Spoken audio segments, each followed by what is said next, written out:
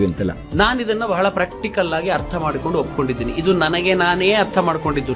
ಅಯ್ಯಪ್ಪ ಸ್ವಾಮಿ ನಿರ್ಧಾರ ಮಾಡಿದ್ರು, ನನ್ನ ಹತ್ರ ಋತುಮತಿಯಾದ ಆಗಬಲ್ಲಂತಹ ಸ್ತ್ರೀ ಯಾಕೆ ಬರುವುದು ಬೇಡ ಅಂತಂದ್ರೆ, ಸ್ತ್ರೀ ನನಗೋಸ್ಕರ ಆಕೆಯ ಆರೋಗ್ಯ ವೈಪರೀತ್ಯ ಎಲ್ಲ ಮಾಡ್ಕೊಂಡು ಇಷ್ಟು ದೂರ ಪ್ರವಾಸ ಮಾಡಿ ಬಂದು ಇಷ್ಟೆಲ್ಲ ನಡೆದು ಬರುವಾಗ ಆ ಕಲ್ಲು ಮುಳ್ಳುಗಳ ಬೆಟ್ಟವನ್ನೇರಿ ಬರ್ಬೇಕಾದ್ರೆ ಆಕೆಗೇನಾದ್ರೂ ಋತುಮತಿಯ ತೊಂದರೆ ಆದ್ರೆ ಅವಳಿಗೆ ಅಲ್ಲಿ ಏನು ಶುಶ್ರೂಷೆ ಮಾಡ್ಕೊಳ್ಳಿಕ್ ಕಷ್ಟ ಆಗತ್ತೆ. ನೀನು ಬರಬೇಡಮ್ಮ, ನಿನಗ್ ನಾನು ಆಶೀರ್ವಾದ ಮಾಡ್ತೀನಿ, ನಿಮ್ಮ ಅಣ್ಣ ಬರ್ಲಿ, ಅಪ್ಪ ಬರ್ಲಿ, ತಮ್ಮ ಬರ್ಲಿ, ಗಂಡ ಬರ್ಲಿ ಅಂತ ಆಶೀರ್ವಾದ ಮಾಡಿದ್ದಾರೆ.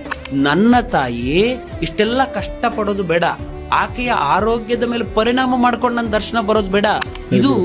ಇದನ್ನ ನಾವು ಕಾಂಟ್ರವರ್ಸಿಯಾಗಿ ತಗೊಳ್ಳೋದಕ್ಕಿಂತ ಇಷ್ಟು ಅದ್ಭುತವಾಗಿ ತಗೊಂಡ್ರೆ ಎಂತ ಒಂದು ಸ್ವಾರಸ್ಯ ಇದೆ ಇದರಲ್ಲಿ ಅಂತಂದ್ರೆ, ನಮ್ಮಲ್ಲಿ ದೇವಸ್ಥಾನದಲ್ಲಿ ಕೂತಿರುವಂತ ದೇವರಿಗೂ ಸ್ತ್ರೀಯ ಮೇಲೆ ಅಷ್ಟು ಗೌರವ ಇದೆ, ಸ್ತ್ರೀಯ ಮೇಲೆ ಅಷ್ಟೇ ಭಕ್ತಿ.